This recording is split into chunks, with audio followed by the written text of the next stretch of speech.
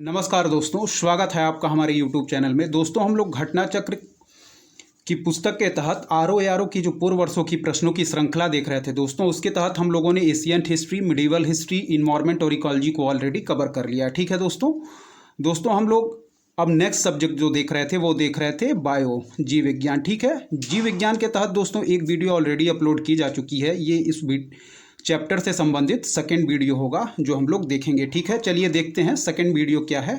इसमें हम लोग देखेंगे दोस्तों, जो टॉपिक है हमारा इसके तहत यह है कार्य की।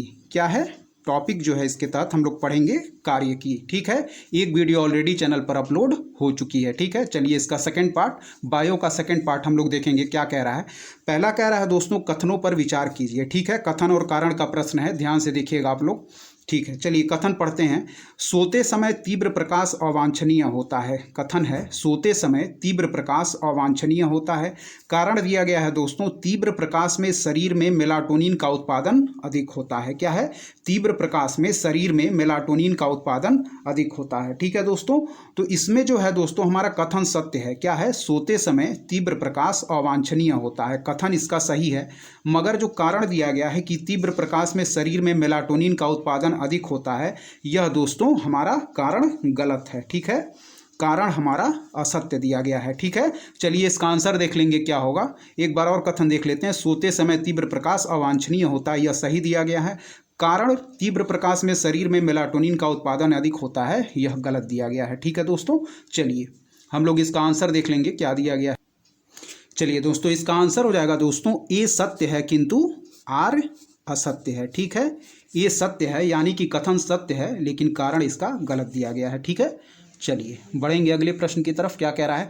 कह रहा है कि पौधों में गूटी लगाने का कार्य किस उद्देश्य की पूर्ति हेतु किया जाता है। क्या है? पौधों में गूटी लगाने का कार्य किस उद्देश्य की पूर्ति हेतु किया जाता है। तो इसका आंसर जो हो जाएगा वह है वानस्पतिक प्रसारण के लिए। ठीक है, क्या है? वानस्पतिक प्रसारण के लिए। इसका ऑप्शन बी सही हो जाएगा। पौधों में गूटी लगाने का कार्य किस उद्देश्य की पूर्ति हेतु किया जाता है, तो वह है दोस्तों वानस्पतिक प्रसारण के लिए। ऑप्शन बी इसका सही आंसर हो जाएगा। ठीक है, चलिए बढ़ेंगे अगले प्रश्न की तरफ।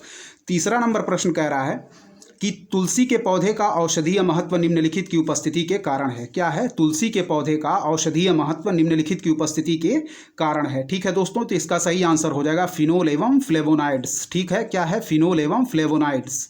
ठीक है, इसका सही आंसर हो जाएगा ऑप्शन सी। ठीक है दोस्तों, फिनोल एवं फ्लेवोनाइड्स की उपस्थिति के कारण तुलसी के पौधे का औषधीय महत्व है। ठीक है, चलिए बढ़ेंगे अगले प्रश्न की तरफ। क्या कह रहा है हमारा अगला प्रश्न?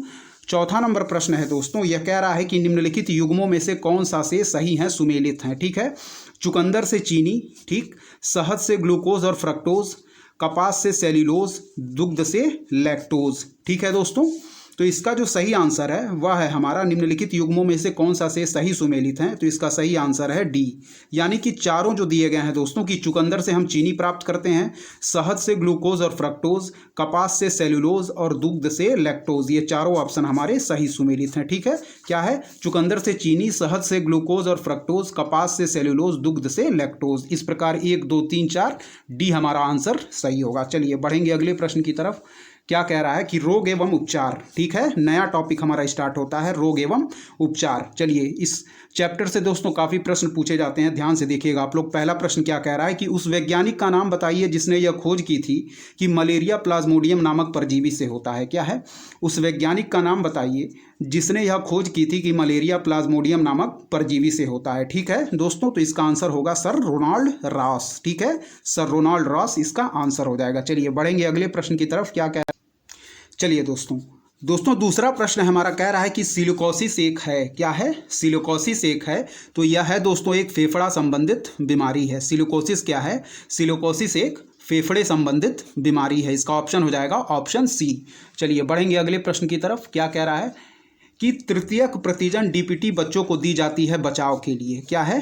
तृतीयक प्रतिजन डीपीटी बच्चों को दी जाती है बचाव के लिए। ठीक है, तो इसका सही आंसर हो जाएगा दोस्तों रोहिणी, कुकुर खांसी और टिटनेस से। ठीक है, रोहिणी, कुकुर खांसी और टिटेनस से। ठीक है, तो तृतीयक प्रतिजन डीपीटी किसके लिए दी जाती है? रोहिणी, कुकुर खांसी और टिटेनस से बचने के लिए। ठीक है, ऑप्शन डी सही आंसर हो जाएगा। चलिए बढ़ेंगे अगले प्रश्न की तरफ।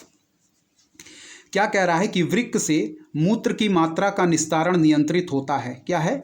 वृक्क से मूत्र की मात्रा का निस्तारण नियंत्रित होता है हार्मोन एडीएच द्वारा। ठीक है, हार्मोन एडीएच द्वारा। ठीक है, एंटी डायूरेटिक हार्मोन जिसको हम लोग बोलते हैं एडीएच। ठीक है, वृक्क से मूत्र की मात्रा का निस्तारण नियंत्रित होता है हार्मोन एडीएच द्वारा, एंटी डायूरेटिक हार्मोन जिसको हम लोग एडीएच कहते हैं। ठीक है, इसका सही आंसर ऑप्शन डी हो जाएगा। चलिए बढ़ेंगे अगले प्रश्न की तरफ। अगला प्रश्न क्या कह रहा है हमारा, चलिए देखेंगे। 5वां नंबर प्रश्न, ध्यान से देखिएगा आप लोग क्या कह रहा है। 5वां नंबर प्रश्न है दोस्तों हमारा, वह है कि ट्यूमर संसूचित करने में प्रयुक्त रेडियो समस्थानिक है। क्या है? ट्यूमर संसूचित करने में प्रयुक्त रेडियो समस्थानिक है। तो इसका आंसर हो जाएगा दोस्तों आर्सेनिक 74, AS 74। ठीक है, ट्यूमर संसूचित करने में प्रयुक्त रेडियो समस्थानिक है AS 74, आर्सेनिक 74, ऑप्शन ए। चलिए बढ़ेंगे अगले प्रश्न की तरफ।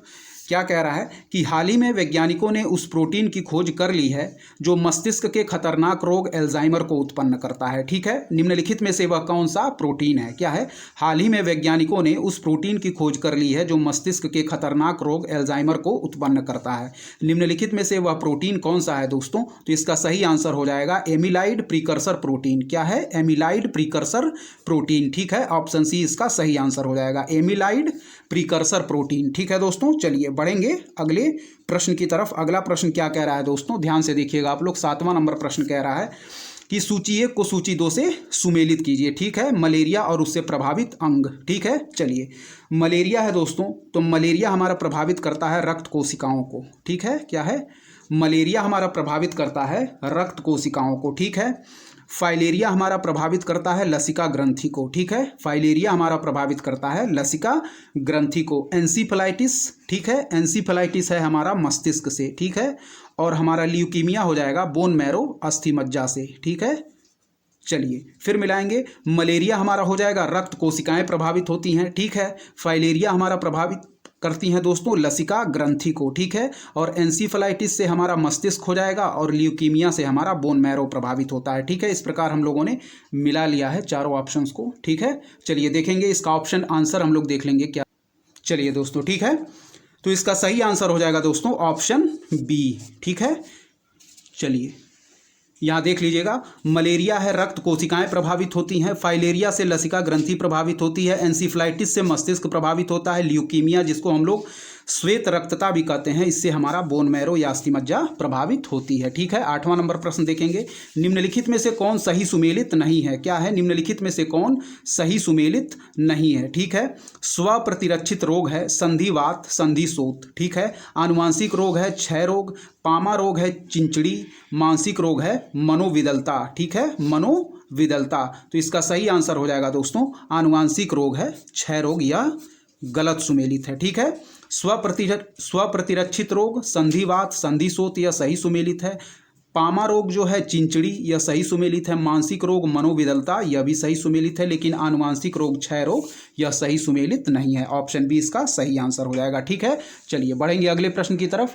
8वां नंबर प्रश्न क्या कह रहा है? रेडियो समस्थानिक और निदानात्मक उपयोग। ठीक है, आर्सेनिक 74। तो आर्सेनिक 74 हो जाएगा दोस्तों हमारा, यह है ट्यूमर के लिए। आर्सेनिक 74 जो है यह है हमारा ट्यूमर के लिए। ठीक है, चलिए कोबाल्ट 60 जो है यह है हमारा कैंसर के लिए। ठीक है, कोबाल्ट 60 हमारा कैंसर के लिए। आयोडीन 131 है थायराइड ग्रंथि की सक्रियता के लिए। ठीक है, और सोडियम 24 है रक्त व्यतिक्रम के लिए। ठीक, चलिए फिर देखेंगे। आर्सेनिक 74 है दोस्तों, तो आर्सेनिक 74 है हमारा कैंसर के लिए। ठीक है, आर्सेनिक 74 है हमारा कैंसर के लिए।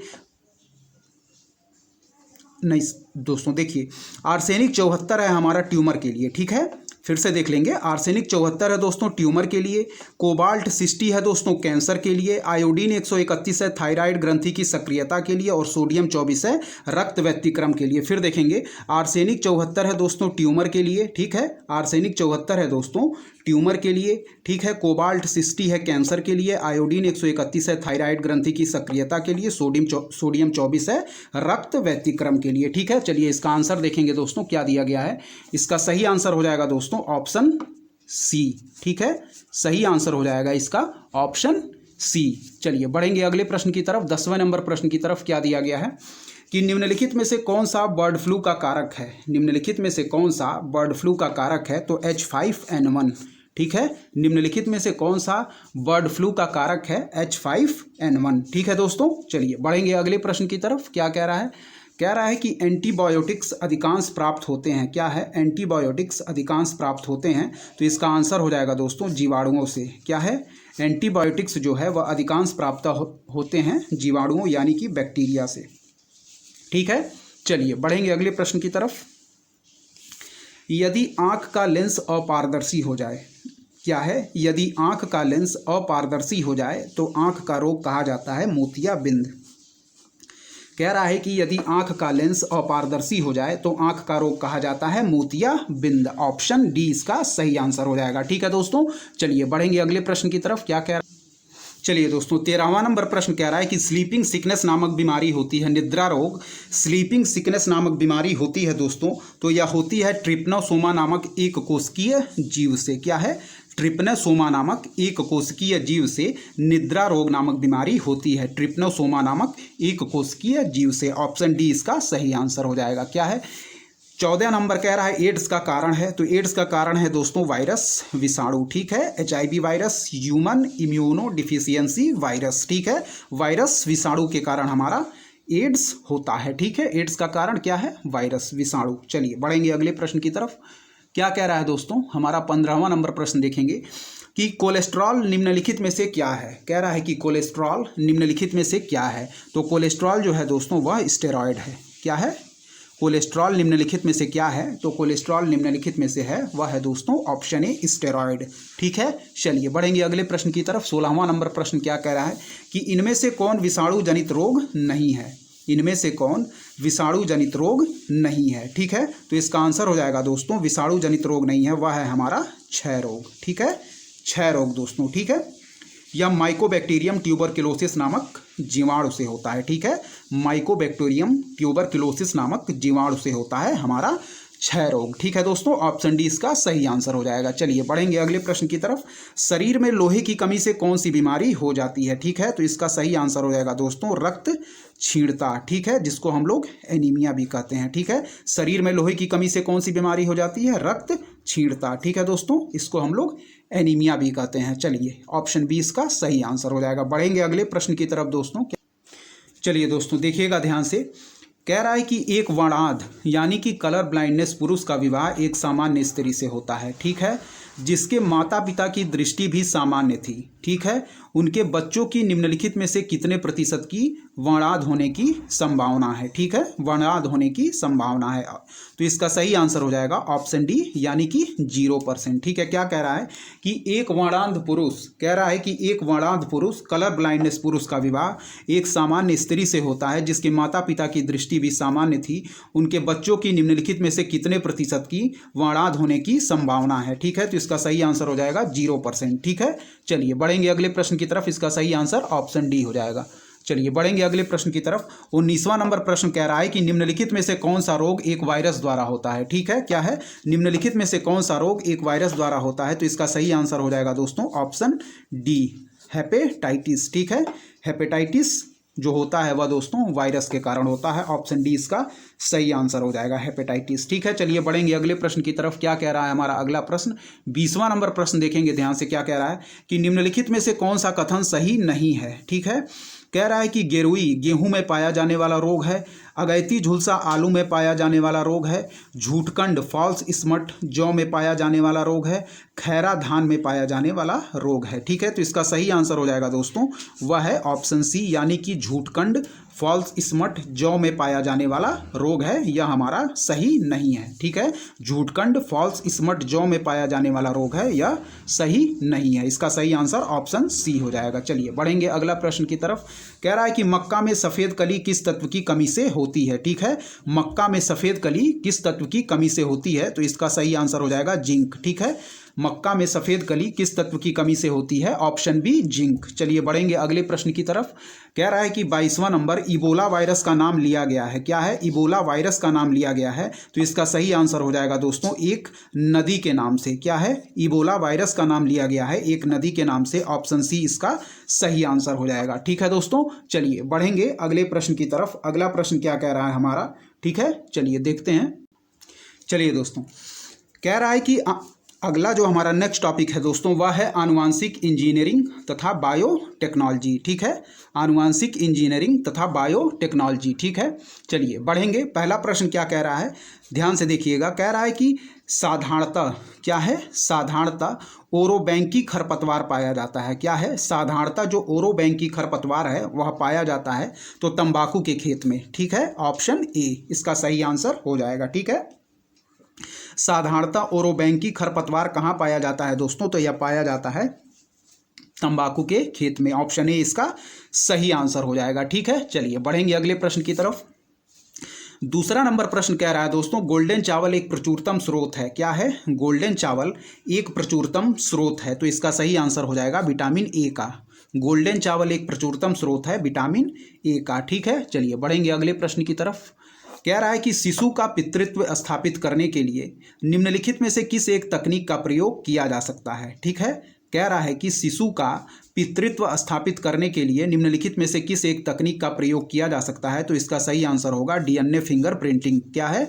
DNA finger printing. Option D इसका सही आंसर हो जाएगा। ठीक है दोस्तों, चलिए बढ़ेंगे अगले प्रश्न की तरफ। क्या कह रहा है हमारा? चौथा नंबर प्रश्न है दोस्तों। कह रहा है कि जीवाणु भोजियों के संबंध में कौन सा कथन सही है? ठीक है, ध्यान से देखिएगा। जीवाणु भोजियों के संबंध में कौन सा कथन सही है? कह रहा है कि जीवाणु भोजी विषाणु होते हैं जो जीवाणुओं को संक्रमित करते हैं। ठीक है, जीवाणु भोजी विषाणु होते हैं जो जीवाणुओं को संक्रमित करते हैं। पहला पॉइंट है। दूसरा कह रहा है कि जीवाणु भोजी आनुवांशिक अभियांत्रिकी में प्रयुक्त होते हैं। जीवाणु भोजी आनुवांशिक अभियांत्रिकी में प्रयुक्त होते हैं। तो इसका जो दोनों ऑप्शन है दोस्तों वह सही है। यानी कि जो जीवाणु भोजी होते हैं वह विषाणु होते हैं जो जीवाणुओं को संक्रमित करते हैं, यह सही है। और जीवाणु भोजी आनुवांशिक अभियांत्रिकी में प्रयुक्त होते हैं, यह भी सही है। तो इस प्रकार हमारा जो सही आंसर हो जाएगा वह है ऑप्शन सी, यानी कि 1 और 2 दोनों इसका सही आंसर है। ठीक है, चलिए पांचवा कह रहा है कि निम्नलिखित में से कौन सा प्रथम सफल क्लोन्ड जानवर है? क्या है? निम्नलिखित में से कौन सा प्रथम सफल क्लोन्ड जानवर है? ठीक है दोस्तों, तो इसका सही आंसर हो जाएगा डाली नामक भेड़। ठीक है, डाली नामक भेड़ जो है दोस्तों वह प्रथम सफल क्लोन्ड जानवर है। ठीक है, चलिए बढ़ेंगे अगले प्रश्न की तरफ। क्या कह रहा है? चलिए दोस्तों देखेंगे, अब शुरू हो गया है हमारा अगला टॉपिक विविध, यानी कि मिसलेनियस। देखिएगा, ध्यान से देखिएगा दोस्तों, काफ़ी प्रश्न यहाँ से भी पूछ लिए जाते हैं परीक्षाओं में। चलिए विविध देखेंगे। मिसलेनियस क्या कह रहा है? पहला प्रश्न कह रहा है कि निम्नलिखित में से कौन सा आहार समूह मनुष्य के शरीर को अधिकतम ऊर्जा प्रदान करता है? क्या है? निम्नलिखित में से कौन सा आहार समूह मनुष्य के शरीर को अधिकतम ऊर्जा प्रदान करता है? तो इसका सही आंसर हो जाएगा दोस्तों कार्बोहाइड्रेट, वसा और प्रोटीन। क्या है? कार्बोहाइड्रेट, वसा और प्रोटीन जो है दोस्तों वह मनुष्य के शरीर को अधिकतम ऊर्जा प्रदान करता है। ऑप्शन सी इसका सही आंसर हो जाएगा, कार्बोहाइड्रेट, वसा और प्रोटीन। चलिए बढ़ेंगे अगले प्रश्न की तरफ। कह रहा है कि एक बीज के अंकुरण के लिए निम्नलिखित में से कौन सी 3 परिस्थितियां सर्वाधिक महत्वपूर्ण हैं? क्या है? एक बीज के अंकुरण के लिए निम्नलिखित में से कौन सी 3 परिस्थितियां सर्वाधिक महत्वपूर्ण है? तो इसका सही आंसर हो जाएगा दोस्तों पानी, उचित तापमान और ऑक्सीजन। इसका सही आंसर ऑप्शन बी हो जाएगा, यानी कि पानी, उचित तापमान और ऑक्सीजन। क्या है? पानी, उचित तापमान और ऑक्सीजन। पानी, उचित तापमान और ऑक्सीजन इसका सही आंसर हो जाएगा। ठीक है दोस्तों, चलिए बढ़ेंगे अगले प्रश्न की तरफ। क्या कह रहा है? पानी, उचित तापमान और ऑक्सीजन। ठीक है, चलिए बढ़ेंगे अगले प्रश्न की तरफ। क्या कह रहा है हमारा? तीसरा नंबर प्रश्न है दोस्तों, देखेंगे तीसरा नंबर प्रश्न क्या कह रहा है। तीसरा नंबर प्रश्न है कि हल्दी भूमिगत तने का उदाहरण है। ठीक है, हल्दी भूमिगत तने का उदाहरण है जिसे कहते हैं, क्या है? हल्दी भूमिगत तने का उदाहरण है जिसे हम कहेंगे ऑप्शन डी, यानी कि राइजोम। ठीक है, हल्दी जो दोस्तों है वह भूमिगत तने का उदाहरण है जिसे हम कहते हैं राइजोम। ठीक है, राइजोम। चलिए बढ़ेंगे अगले प्रश्न की तरफ। क्या कह रहा है हमारा अगला प्रश्न? चौथा नंबर प्रश्न है दोस्तों। कह रहा है कि पौधे नाइट्रोजन को किस रूप में ग्रहण करते हैं? पौधे नाइट्रोजन को किस रूप में ग्रहण करते हैं? तो इसका सही आंसर हो जाएगा दोस्तों ऑप्शन सी, यानी कि नाइट्रेट। ठीक है, ऑप्शन सी नाइट्रेट। ठीक है दोस्तों, चलिए बढ़ेंगे अगले प्रश्न की तरफ। पांचवा नंबर प्रश्न क्या कह रहा है कि हींग प्राप्त की जाती है? क्या है? हींग प्राप्त की जाती है दोस्तों। तो इसका ऑप्शन जो आंसर दिया गया है दोस्तों वह है तने से स्राव से भी प्राप्त की जाती है और जड़ों के निष्कर्षण से भी प्राप्त की जाती है। ठीक है, तने के स्राव से भी और जड़ों के निष्कर्षण से भी। तो इसका सही आंसर ए व बी दोनों दिया गया है। परीक्षा में जो ऑप्शन होगा उस हिसाब से आप लोग आंसर मार्क करिएगा। ठीक है, हींग प्राप्त की जाती है तने के स्राव से और जड़ों के निष्कर्षण से भी। ठीक है दोस्तों, चलिए बढ़ेंगे अगले प्रश्न की तरफ। क्या दिया गया है हमारा? यहाँ आंसर आप लोग देख लीजिए, ए एवं बी दोनों दिया गया है। चलिए बढ़ेंगे अगले प्रश्न की तरफ। करनाल बंट रोग है दोस्तों गेहूं फसल का। ठीक है, करनाल बंट रोग है गेहूं फसल का। ठीक है, इसका सही आंसर ऑप्शन बी हो जाएगा। चलिए बढ़ेंगे अगले प्रश्न। चलिए दोस्तों, सातवां नंबर प्रश्न क्या है? सातवां नंबर प्रश्न क्या कह रहा है? सातवां नंबर प्रश्न है दोस्तों पादप पोषक तत्व और कार्य। ठीक है, पादप पोषक तत्व और कार्य। इसका दोस्तों जो आंसर है वह सभी, क्या कह रहा है कि इसमें सुमेलित नहीं है। नत्रजन का कार्य है दोस्तों वृद्धि एवं विकास। क्या है? नत्रजन का कार्य है वृद्धि एवं विकास। फास्फोरस का कार्य है वह है जड़ का विकास। फास्फोरस का कार्य है जड़ का विकास। पोटेशियम का कार्य है स्टोमेटा के खुलने एवं बंद होने का नियंत्रण। और बोरान है रोग प्रतिरोधकता। इसमें सारे ऑप्शन दोस्तों सही सुमेलित हैं, कोई भी ऑप्शन गलत नहीं है। क्या है? नत्रजन है वृद्धि एवं विकास के लिए, फास्फोरस है जड़ का विकास के लिए, पोटेशियम है स्टोमेटा के खुलने एवं बंद होने का नियंत्रण, और बोरान है रोग प्रतिरोधकता। ठीक है, ध्यान से एक बार और देख लीजिएगा। नत्रजन है वृद्धि एवं विकास, फास्फोरस है जड़ का विकास, पोटेशियम है स्टोमेटा के खुलने एवं बंद होने का नियंत्रण, बोरान है रोग प्रतिरोधकता। इसके चारों ऑप्शन सही सुमेलित हैं। ठीक है दोस्तों, चलिए बढ़ेंगे अगले प्रश्न की तरफ। देखिए दिया गया है कि इस प्रकार स्पष्ट है कि सभी विकल्प सुमेलित हैं। ठीक है, चलिए बढ़ेंगे अगले प्रश्न की तरफ। आठवां प्रश्न जो है वह क्या कर रहा है? कह रहा है कि निम्नलिखित में से कौन सही सुमेलित नहीं है? मक्का नर मंजरी निकलना, मूंगफली खुंटी बनना, काबुली चना किल्ले निकलना, तंबाकू शीर्ष कर्तन। ठीक है, तो इसका जो सही सुमेल नहीं है दोस्तों वह है ऑप्शन सी काबुली चना किल्ले निकलना। ठीक है, काबुली चना किल्ले निकलना यह सही सुमेलित नहीं है। धान गेहूं गन्ना आदि में दोस्तों किल्ले निकलते हैं। ठीक है, धान गेहूं गन्ना आदि में किल्ले निकलने की प्रक्रिया होती है, ना कि काबुली चना में। ठीक है, मक्का हमारा नरमंजरी निकलना यह सही है। मूंगफली में खुंटी बनना यह भी सही है। तंबाकू में शीर्ष कर्तन यह भी सही है, लेकिन काबुली चना किल्ले निकलना से संबंधित नहीं है। ठीक है दोस्तों, तो इस प्रकार सही सुमेलित नहीं है वह है हमारा ऑप्शन सी। ठीक है दोस्तों, चलिए बढ़ेंगे अगले प्रश्न की तरफ। 9वां नंबर प्रश्न क्या कह रहा है? कह रहा है कि निम्नलिखित में से कौन सा युग्म सही सुमेलित नहीं है?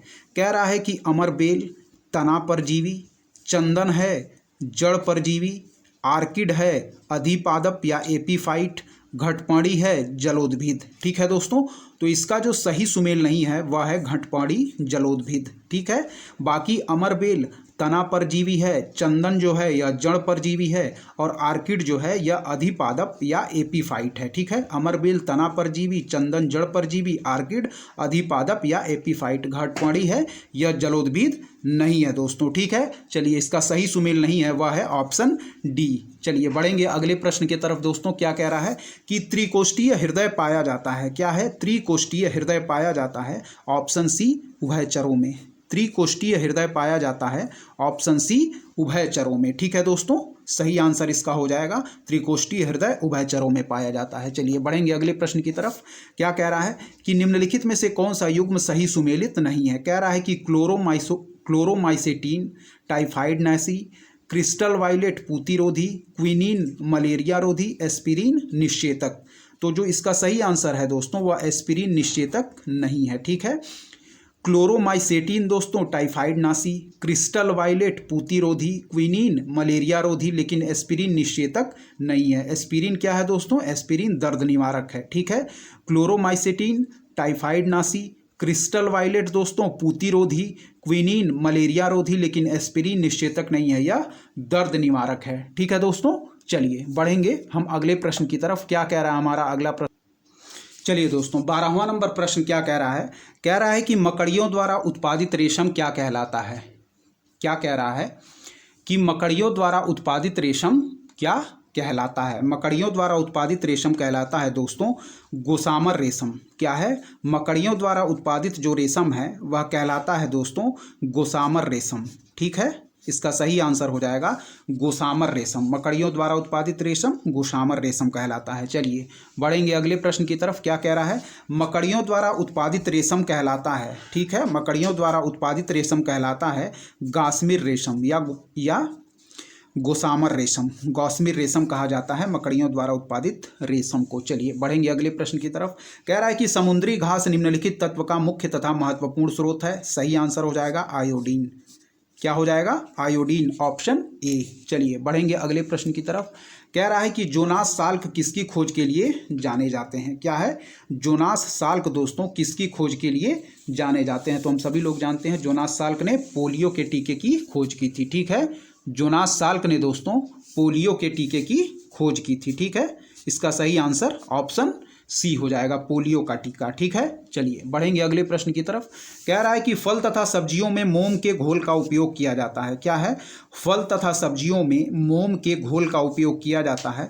कह रहा है कि ऑप्शन बी इसका सही आंसर होगा उनका भंडारण काल बढ़ाने के लिए। क्या है? उनका भंडारण काल बढ़ाने के लिए फल तथा सब्जियों में मोम के घोल का उपयोग किया जाता है। ऑप्शन बी, उनका भंडारण काल बढ़ाने के लिए। ठीक है, ऑप्शन बी। चलिए बढ़ेंगे अगले प्रश्न की तरफ। क्या कह रहा है? कह रहा है कि काशी लालिमा निम्नलिखित में से किस फसल की प्रजाति है? क्या है? काशी लालिमा निम्नलिखित में से किस फसल की प्रजाति है? ऑप्शन बी हो जाएगा भिंडी। ठीक है, ऑप्शन बी भिंडी। काशी लालिमा निम्नलिखित में से किसकी प्रजाति है? ऑप्शन बी भिंडी की। चलिए बढ़ेंगे अगले। चलिए दोस्तों 18वां नंबर प्रश्न क्या कह रहा है दोस्तों कि हरित क्रांति में अधिक उपज देने वाले उन्नत बीजों का प्रयोग हुआ जिनके लिए आवश्यक है क्या? अधिक उर्वरक तथा अधिक पानी। ठीक है, हरित क्रांति में अधिक उपज देने वाले उन्नत बीजों का प्रयोग हुआ जिनके लिए आवश्यक है दोस्तों अधिक उर्वरक तथा अधिक पानी। ऑप्शन डी इसका सही आंसर हो जाएगा। चलिए बढ़ेंगे अगले प्रश्न की तरफ। 19वां नंबर प्रश्न क्या कह रहा है? कह रहा है कि फसल चक्र के संदर्भ में निम्नलिखित में से कौन सा से कथन सही है? कह रहा है कि गहरी जड़ों वाली फसलों के बाद उसी तरह की फसलें उगानी चाहिए। ठीक है, क्या कह रहा है कि गहरी जड़ों वाली फसलों के बाद उसी तरह की फसलें उगानी चाहिए। और दूसरा नंबर क्या कह रहा है कि फलीदार फसल के बाद बिना फली वाली फसल लेनी चाहिए। क्या है?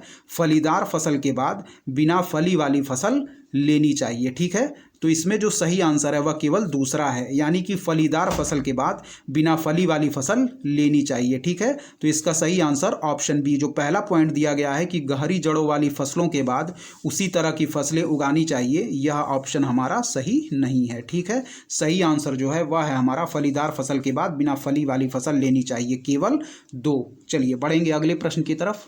क्या है हमारा अगला प्रश्न? देखिएगा 20वां नंबर प्रश्न कह रहा है दोस्तों कि निम्नलिखित कथनों पर विचार कीजिए। कह रहा है कि कसकुटा अमरबेल परजीवी आवृत्तबीजी का एक उदाहरण है। क्या है?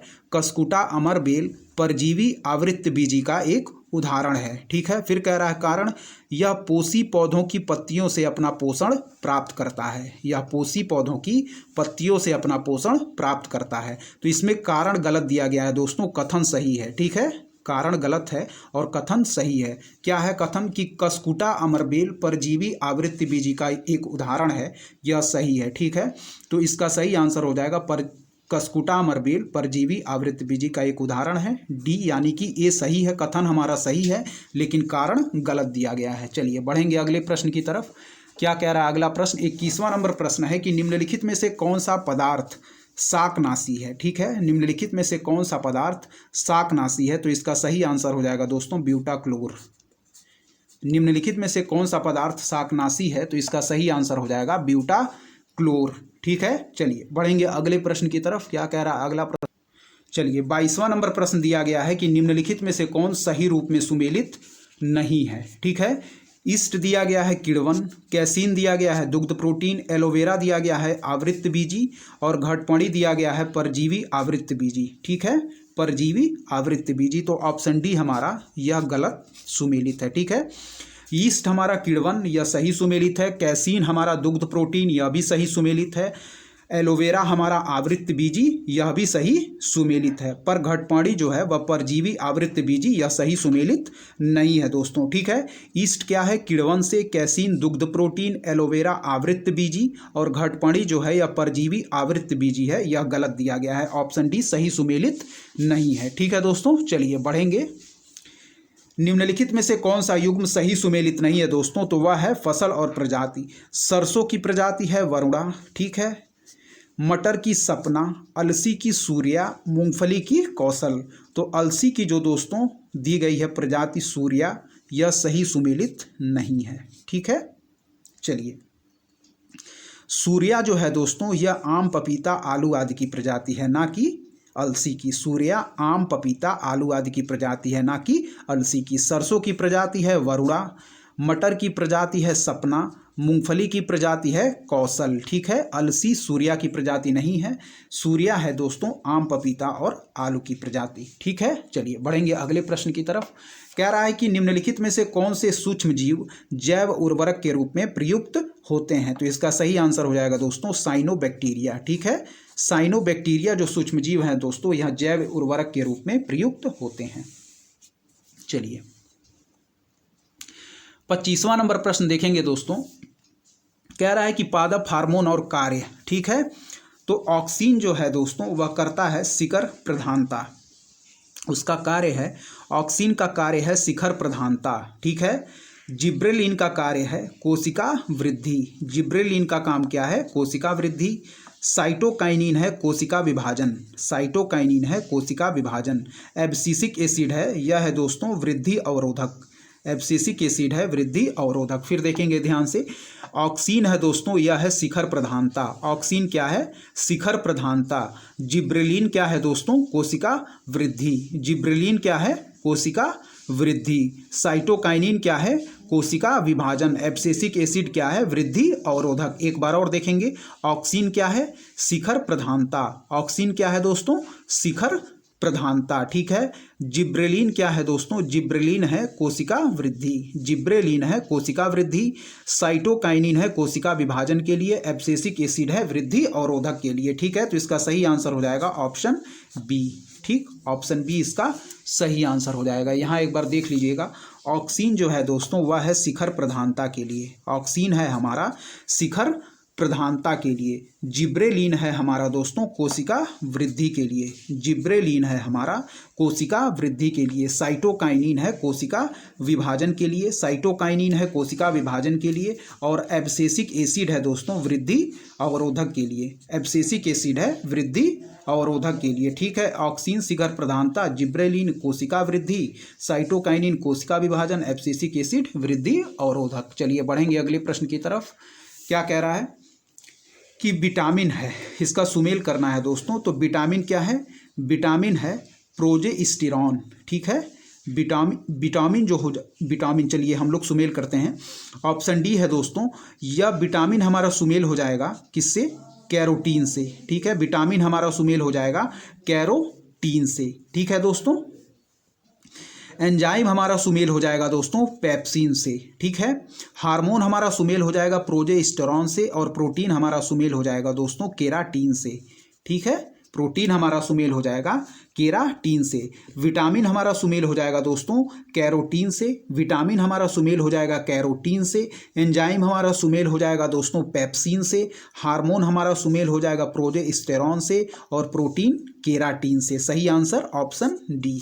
ठीक है, विटामिन कैरोटीन से, एंजाइम हमारा हो जाएगा पेप्सिन से, हार्मोन हो जाएगा प्रोजेस्टेरॉन से, प्रोटीन हो जाएगा केराटिन से। चलिए बढ़ेंगे अगले प्रश्न की तरफ। क्या चलिए दोस्तों 27वां नंबर प्रश्न देखेंगे कि निम्नलिखित में से कौन सा एक पादप हार्मोन है?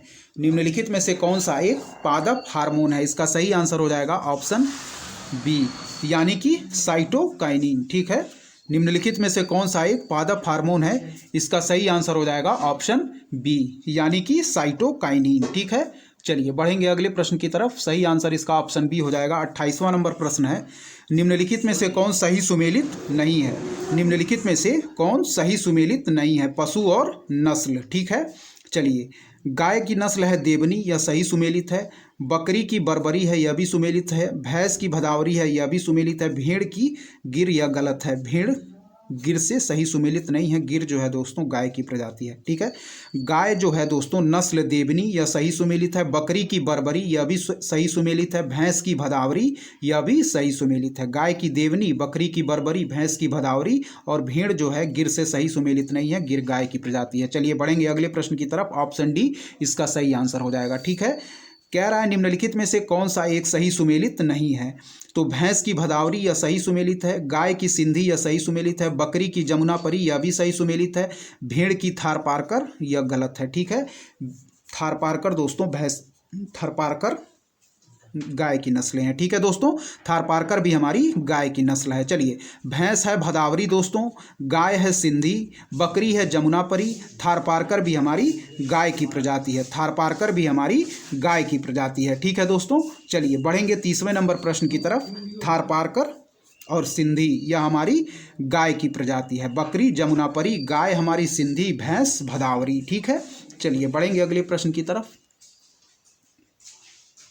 कह रहा है कि 10 दिनों से अधिक दिन तक उपवास करने पर लीवर पर क्या प्रभाव पड़ता है? क्या है? 10 दिनों से अधिक दिन तक उपवास करने पर लीवर पर क्या प्रभाव पड़ता है दोस्तों? तो लीवर में ग्लूकोज स्तर कम हो जाता है। लीवर में ग्लूकोज का स्तर कम हो जाता है। ऑप्शन ए इसका सही आंसर हो जाएगा। 10 दिनों से अधिक दिन तक उपवास करने पर लीवर पर क्या प्रभाव पड़ता है? लीवर में ग्लूकोज का स्तर कम हो जाता है। चलिए बढ़ेंगे 31वें नंबर प्रश्न की तरफ। सूची एक वैज्ञानिक का नाम और कार्य क्षेत्र। ठीक है, बीरबल साहनी को हम लोग जानते हैं दोस्तों जीवाश्म वनस्पति विज्ञान के रूप में। क्या है? बीरबल साहनी को हम लोग जानते हैं जीवाश्म वनस्पति विज्ञान के रूप में, वैज्ञानिक के रूप में। ठीक है, केसी मेहता को हम लोग जानते हैं दोस्तों पादप रोग विज्ञान से संबंधित। केसी मेहता को हम लोग पादप रोग विज्ञान से संबंधित करेंगे। पी माहेश्वरी को हम लोग भ्रूण विज्ञान से सुमेलित करेंगे और MS स्वामीनाथन को हरित क्रांति से। बीरबल साहनी को हम लोग जानते हैं जीवाश्म वनस्पति विज्ञान के रूप में। ठीक है, बीरबल साहनी को हम लोग जानते हैं जीवाश्म वनस्पति वैज्ञानिक के रूप में। ठीक है, केसी मेहता को हम लोग जानते हैं पादप रोग वैज्ञानिक के रूप में। केसी मेहता को हम लोग जानते हैं कार्य क्षेत्र के लिए पादप रोग विज्ञान। ठीक है, पादप रोग विज्ञान के क्षेत्र में कार्य करने के लिए हम लोग केसी मेहता को जानते हैं। पी माहेश्वरी को हम लोग जानते हैं भ्रूण विज्ञान में कार्य करने के लिए और MS स्वामीनाथन को हरित क्रांति। सही आंसर ऑप्शन बी। ठीक है दोस्तों, चलिए यहाँ देख लेंगे एक बार। बीरबल साहनी जीवाश्म वनस्पति विज्ञान। ठीक है, केसी मेहता पादप रोग विज्ञान, केसी मेहता पादप रोग विज्ञान। पी माहेश्वरी भ्रूण विज्ञान, पी माहेश्वरी भ्रूण विज्ञान। MS स्वामीनाथन हरित क्रांति। बीरबल साहनी जीवाश्म वनस्पति विज्ञान, कार्य क्षेत्र है केसी मेहता पादप रोग विज्ञान है। पी माहेश्वरी भ्रूण विज्ञान।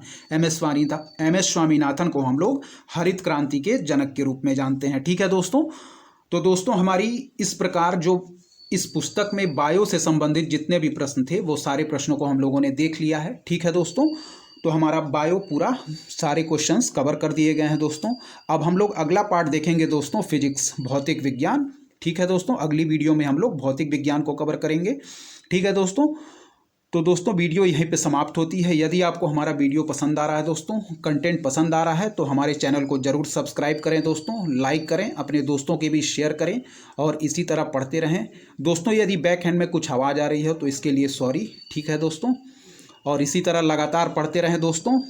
जय हिंद, धन्यवाद दोस्तों।